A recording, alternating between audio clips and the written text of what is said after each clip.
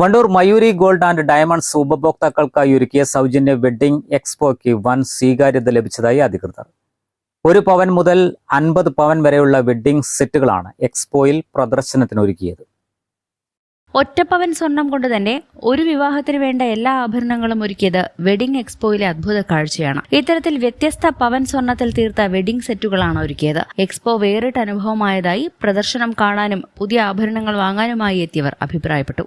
നമ്മളിവിടെ വണ്ടൂര് മയൂർ ജ്വല്ലറിയിൽ നിന്നാണ്. ഇവിടെ നല്ല നല്ല കളക്ഷൻസ് ഒക്കെ ഉണ്ട്. പിന്നെ നല്ല നല്ല ഡിസൈനറും കാര്യങ്ങളൊക്കെ ഉണ്ട് ഇവിടെ.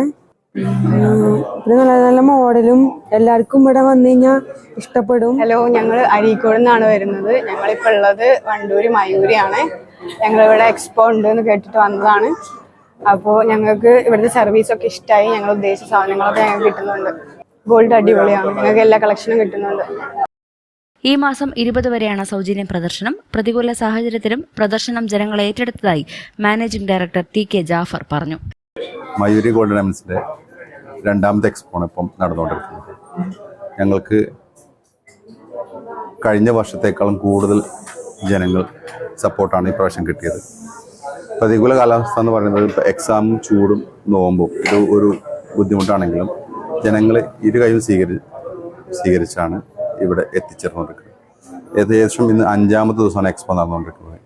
ഈ ഒരു 5 ദിവസം കൊണ്ട് തന്നെ ഏകദേശം ഒരു 650 ചില്ലാന ആളുകൾ നമ്മുടെ ഷോപ്പിലേക്ക് വിസിറ്റ് ചെയ്യുകയും അതിൽ കുറച്ച് ആളുകൾ പർച്ചേസ് ചെയ്യുകയുണ്ടായി.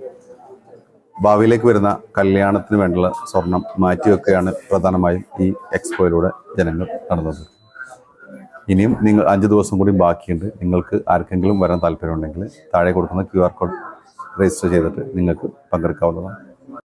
പ്രദർശനത്തോടനുബന്ധിച്ച് പ്രത്യേക ഓഫറുകളും സമ്മാനങ്ങളും വണ്ടൂർ മയൂരി ഗോൾഡ് ഒരുക്കിയിട്ടുണ്ട്. ബിസിനസ് ഡെസ്ക്, WVഷൻ ന്യൂസ്.